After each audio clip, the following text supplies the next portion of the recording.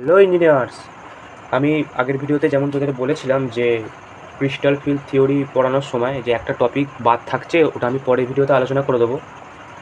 তো সেটা হচ্ছে সিএফএসি, যার ফুল ফর্ম হচ্ছে ক্রিস্টাল ফিল্ড স্প্লিটিং এনার্জি। তো এবার ক্রিস্টাল ফিল্ড স্প্লিটিং এনার্জিতে আমরা দেখতে পাচ্ছি যে T2G PREGQ এরকম একটা লেখা রয়েছে, নিয়ে এখানে একটা ফর্মুলা লেখা রয়েছে। এই ফর্মুলাটা ইউজ করেই আমাকে প্রবলেম সলভ করতে হবে। এবার যেটা একটা প্রবলেম, যে এই যে জি বলে লেখাটা লেখা আছে, এটা আমি আগের ভিডিওতে বলেছিলাম যেটা জি এর সিমেট্রি বলে, যেটা হচ্ছে অক্টাহেড্রাল কমপ্লেক্সের ক্ষেত্রে হয়। এবার যদি টেট্রাহেড্রাল হয় তাহলে জিটা থাকবে না।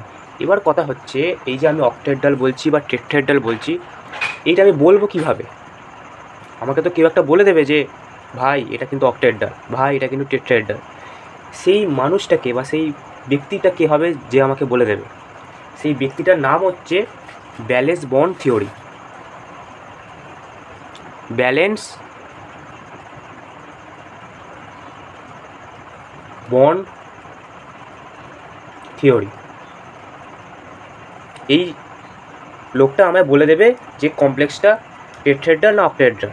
এবার আমি কিছু টপিক দেখে নিই, যেটা হচ্ছে বেসিক কিছু, যেটা হচ্ছে এই যে একটা স্ট্রাকচার দেওয়া রয়েছে, এরকম স্ট্রাকচার তোরা দেখতে পাবি প্রবলেম সলভ করার সময়, যেটা মেনলি ক্যাটায়ন আকারে দেওয়া থাকবে বা অ্যানায়ন আকারে, মানে এই জিনিসটা থাকবে না, এর মাথাতে প্লাস থাকবে না তো মাইনাস থাকবে। এবার আমাকে জানতে হবে যে এইটাকে কী বলে, এটাকে বলে মেটাল। আর এই যে ভিতরে লেখাটা লেখা রয়েছে, এই যে NH3 লেখা রয়েছে, এই NH3 আমরা জানি অ্যামোনিয়া, এটা একটা লিগ্যান্ড হিসেবে কাজ করে। LIGAND, LIGAND, LIGAND। এর কাজ কি? এই মেটালটাকে ইলেকট্রন সাপ্লাই করা। মেটালে ইলেকট্রন দরকার পড়ে, এ কী করে? একে সাপ্লাই করে, যেরকম জল সাপ্লাই করে বা কোনো জিনিস সাপ্লাই করে। এর কাজ হচ্ছে দুটো করে ইলেকট্রন সাপ্লাই করা। এবার চারজন আছে, তাহলে 8টি ইলেকট্রন সাপ্লাই করবে, এই কাজটা এর। এবার এর পার্থক্য মানে টাইপ আছে, যেটা হচ্ছে স্ট্রং ফিল্ড লিগ্যান্ড, SFL বলে, যেটা হচ্ছে pair of the metal electron, মানে মেটাল ইলেকট্রনের মধ্যে যারা সিঙ্গেল আছে তাদেরকে পেয়ার করে, নিয়ে এ ঢোকে দুটো করে ইলেকট্রন নিয়ে। আর উইক ফিল্ড লিগ্যান্ডের কাজ হচ্ছে এ পেয়ার আপ করতে পারে না, মানে যারা সিঙ্গেল তারা সিঙ্গেলই আছে, কিন্তু এও দুটো করে ইলেকট্রন নিয়ে ঢোকে।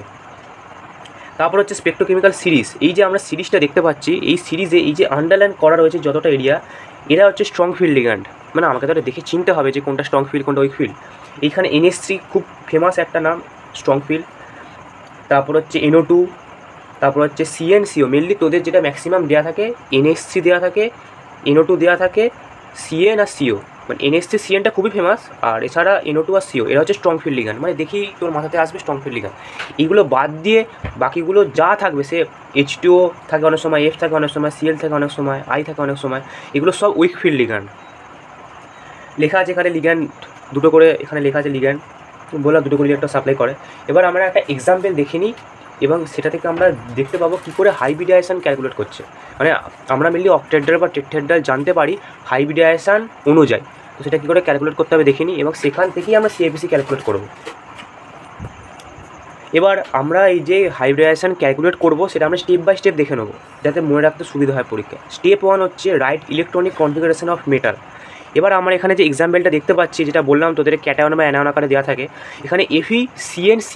এবার আমরা যে একটু স্ট্রাকচারটা দেখালাম, ওখানে কি বললাম, এই ব্র্যাকেটের আগে যেটা থাকবে সেটা হচ্ছে মেটাল, আর ব্র্যাকেটের মধ্যে যেটা থাকবে সেটা হচ্ছে লিগ্যান্ড, এই হিসাবে মনে রাখতে পারিস। এবার আর লিগ্যান্ড হচ্ছে যেহেতু ইলেকট্রন দেয়, মানে সম্মানীয় মানুষ একটু উত্তর পড়ে জড়িয়ে রাখা হচ্ছে আলাদাভাবে, তো ওই জন্য Cnটা লিগ্যান্ড আর Feটা হচ্ছে মেটাল। তারপর হচ্ছে ইলেকট্রনিক কনফিগারেশন অফ মেটাল, তাহলে মেটাল হচ্ছে এখানে Fe, তাহলে তার ইলেকট্রনিক কনফিগারেশন কি দেখতে পাচ্ছি এখানে মেনলি আর্গন আগে লেখা আছে, আর্গন লিখে তারপর 3d6 4s2 4p0। এবার আর্গন মানে হচ্ছে দেখ, Fe যদি আমাকে লিখতে হয় তাহলে আমাকে আর্গনে 18 আর 6 2 26। এবার আর্গনের ইলেকট্রনিক কনফিগারেশন লিখতে হবে, প্লাস আবার এইটা লিখতে হবে। সেই কারণে কি করে, ওই নোবেল গ্যাসের কনফিগারেশনটা না লিখে এরকম নাম লিখে ব্র্যাকেট করে দেয়, তাহলেই বোঝায় যে 18 হচ্ছে। তারপর এখানে ইলেকট্রনিক কনফিগারেশন লিখলাম, হয়ে গেল। তারপরে হচ্ছে স্টেপ 2। স্টেপ 2তে আমাদের কি লেখা আছে? স্টেপ 2তে লেখা আছে calculate charge of metal. Charge of metal, এবার চার্জ অফ মেটাল ক্যালকুলেট করি। এখানে টোটাল চার্জ হচ্ছে -4। এবার এটাকে ধরছি আমি x, মেটালের চার্জ x, তাহলে x। এবার Cn হচ্ছে মাইনাস, মানে নেগেটিভ, তাহলে -1, তাহলে 6টা আছে, তাহলে -6, তাহলে x -6 ইকুয়াল টু -4, তাহলে x ইকুয়াল টু 2 হলো, তাহলে আমাদের চার্জ ক্যালকুলেট করা হয়ে গেল। এবার আমরা থার্ড স্টেপ দেখি। থার্ড স্টেপ হচ্ছে আমাদের right electronic configuration of metal ion. Metal ion মানে কী হলো, আমরা চার্জ কত পেলাম মেটালের 2, তাহলে Fe2+। এবার Fe2+-এর আমাকে ইলেকট্রনিক কনফিগারেশন লিখতে হবে। তাহলে একইভাবে এখানে আমাদের দুটো ইলেকট্রন বেরিয়ে গেল, তাহলে আমাদের এখানটা ফাঁকা হয়ে গেল, নিয়ে এটাই আমাদের হুবহু কপি করতে হবে, হয়ে গেল। তারপর হচ্ছে আমাদের স্টেপ, যেটা হচ্ছে এইটা, ইফ SFL is entered মানে strong field ligand is entered, then start pairing and fill number of empty orbital equal the number of ligand, and যদি WFL থাকে তাহলে হবে don't start pairing। এই কথাটা মানে কি বলতে চাইছে আমরা বুঝে নিই।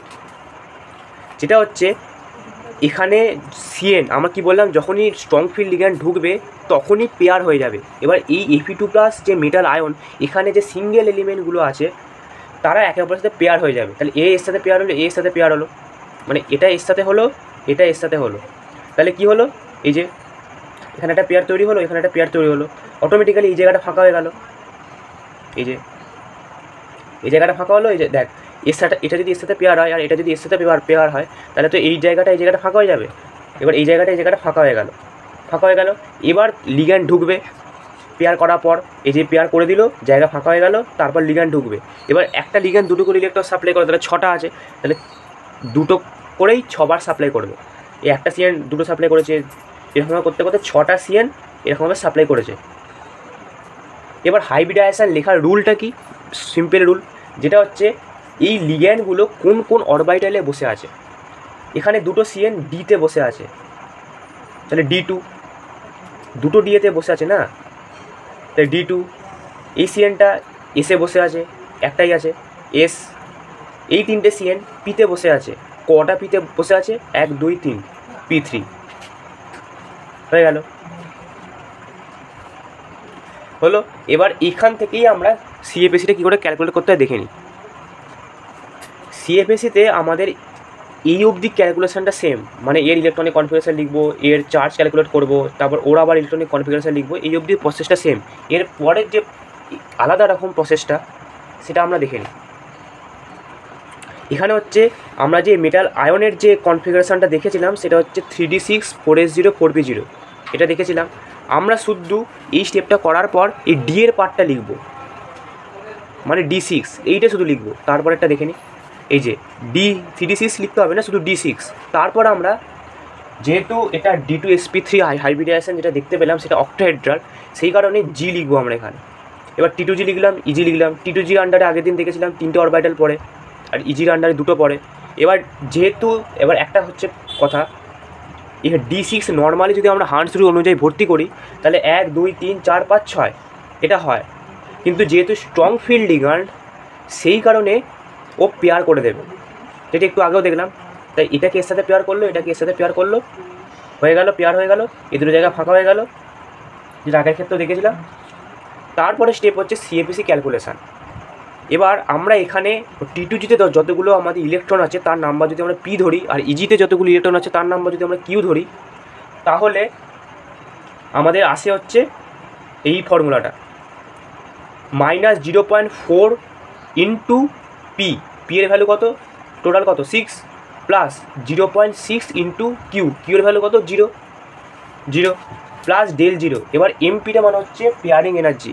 এখানে নর্মাল অবস্থাতে একটা পেয়ার ছিল, কিন্তু যখন স্ট্রং ফিল্ড লিগ্যান্ড ঢুকলো পেয়ারের সংখ্যা একটা থেকে বেড়ে 2টো হয়ে গেল, তাই 2 ইন্টু P, তাহলে এইটা হচ্ছে আমাদের অ্যান্সার। এরপরে একটা টেট্রাহেড্রাল দেখে নিই।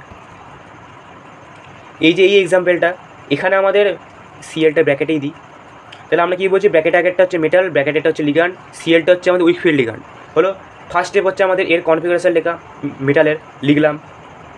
তারপরে স্টেপ হচ্ছে আমাদের চার্জ ক্যালকুলেট করা, তাহলে এক্স, এটাকে যদি এক্স ধরি, সিএলেরও -1, তাহলে -1 ইন্টু 4 -4, টোটাল চার্জ -2, x = +2, তাহলে মেটাল আয়নের চার্জ কত হলো +2। এবার তার ইলেকট্রনিক কনফিগারেশন লিখতে হবে, এটা স্টেপ 1 ছিল, এটা স্টেপ 2 ছিল, এটা স্টেপ 3 লিখলাম এইটা। তারপরে স্টেপ, আর এইগুলো তো হচ্ছে যেরকমভাবে ইলেকট্রনিক কনফিগারেশন, যেমন 3D8 4s2 4p0 ওটাই লিখেছে। এবার ডি এর 5টা থাকে বলে এরকম যেমনভাবে ইলেকট্রনিক কনফিগারেশন লিখে আর কি অরবিটাল দিয়ে, সেটা কোনো একটা ভিডিও বানিয়ে দেবো যদি তোদের দরকার থাকে। তারপর হচ্ছে আমাদের স্টেপ 4 হচ্ছে, যদি স্ট্রং ফিল্ড লিগ্যান্ড থাকে তাহলে পেয়ার হবে, নিয়ে লিগ্যান্ড ঢুকবে, আর যদি উইক ফিল্ড লিগ্যান্ড হয় তাহলে পেয়ার করবে না কিন্তু ঢুকবে। এটা যেহেতু উইক ফিল্ড লিগান্ড, সে কারণে কী হবে, এই যে সিঙ্গেল এলিমেন্টগুলো আছে মানে ইলেকট্রনগুলো আছে এদের পেয়ার হবে না। যদি এদের পেয়ার না হয় তাহলে এই জায়গাগুলো ফাঁকা হবে না, তাহলে যেমন থাকার এখানে তেমনই থাকবে। যে জায়গাগুলো ফাঁকা পড়ে আছে তোমাকে সেখানে ঢুকতে হবে। এবার এখানে Cl4 লেখা আছে, মানে 4টি লিগ্যান্ড ঢুকবে। এবার একটা লিগ্যান্ড দুটো করে ইলেকট্রন সাপ্লাই করে মেটালকে, তাহলে 4টে আছে। তাহলে এই যে একটা Cl ঢুকলো, দুটো সাপ্লাই করলো, আরেকটা Cl, এই করে 4টে Cl ঢুকে গেল। এবার হাইব্রিডাইজেশন কী করে ক্যালকুলেট করতে হয় বলেছি তোদের, সেটা হচ্ছে যেখানে যেখানে ইলেকট্রনগুলো আছে, এই ইলেকট্রনটা কোথায় আছে এসে, একটাই খুব এস। এই 3টি ইলেকট্রন কোথায় আছে পিতে, কিন্তু পি এর কটা জায়গা দখল করে আছে, 3টে, 1 2 3 পি এর আন্ডারে, তাই P3 হয়ে গেল। এবার sp3টা মানে হচ্ছে টেট্রাহেড্রাল, তাহলে আমরা জেনে গেলাম টেট্রাহেড্রাল। তারপরে স্টেপটা দেখে নিই কীভাবে CFC ক্যালকুলেট করতে হয়, শুধু ফর্মুলাটা একটু আলাদা। আরেবারও বলে দিই, এস এর একটা জায়গায় দখল করে আছে আর পি এর 3টে জায়গায় দখল করে আছে, তাই sp3। এখানে প্রসেসটা সেম হবে, একইভাবে ডি এর পার্টটা লিখবো। এবার ডিতে কী ছিল, ডিতে ছিল হচ্ছে 3d8, সেটাই আমরা লিখেছি এখানে d8 লিখে একইভাবে শুধু আমরা এখানে জি লিখবো না, T2 আর ই। T2 আন্ডারে 3টে পড়ে, ই এর আন্ডারে 3টে পড়ে।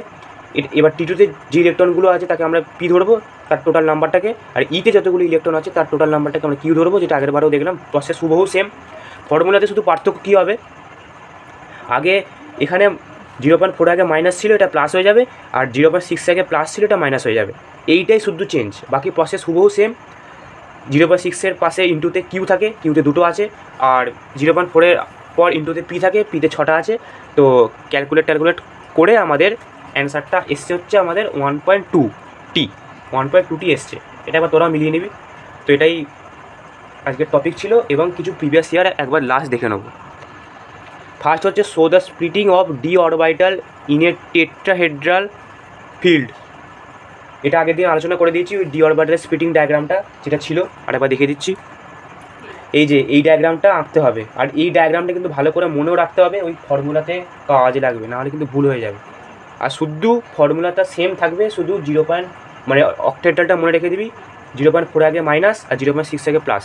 টেট্রাহেড্রালে এটা চেঞ্জ হয়ে যাবে। তারপর হচ্ছে লো spin complexes are not obtain in tetrahedral crystal field, এর নোট দিয়ে দেওয়া হবে। তারপর হচ্ছে ক্যালকুলেট CFC অফ Fe2O6, এটা এর হাইব্রিডাইজেশনের অ্যান্সারটা হবে sp3d2। তোরা একবার নিজেরা করে দেখে নিবি। এটা হচ্ছে মানে প্র্যাকটিস প্রবলেম, এটা হচ্ছে মেটাল, এটা হচ্ছে উইক ফিল্ড লিগ্যান্ড, বলেই দিলাম এইটা আসবে। আর নোট দিয়ে দেওয়া হবে, ওখানে একটা এক্সাম্পল দেওয়া আছে, ওখান থেকে তোরা পারলে দেখে নিবি, নাহলে নিজেরা চেষ্টা করবি আগে। এটা মেটাল, এটা উইক ফিল্ড লিগ্যান্ড, 6টা আছে, +2 চার্জ ক্যালকুলেট করবি। আর H2 যেহেতু নিউট্রাল, তাই এর চার্জ 0 হবে। সব বলে দিলাম, নিজেরা চেষ্টা করবি। আর লাস্ট হচ্ছে find the CFC of Pt+4 in PtNH3 6+4+, এটা 2019 সালে এসেছিলো। এটারও প্রসেস হুবহু সেম, আগে লিখতে মানে একদম স্টেপ বাই স্টেপ করা, যেমন একটু আগে বললাম। আর একইভাবে এখানেও সেম, এখানেও পেয়ারিং এনার্জি অ্যাড করতে হবে, কারণ নর্মাল অবস্থাতে যেটা D6 একটু আগে দেখালাম, নর্মাল অবস্থাতে একটা থাকে পেয়ার, যখন স্ট্রং ফিল্ড লোকে 2 এক্সট্রা পেয়ার জেনারেট হয়েছে, তাই +2P। তো চল, এটাই আজকের ভিডিও ছিল, আশা করি বুঝতে পেরেছিস। নেক্সট ভিডিওতে দেখা হবে।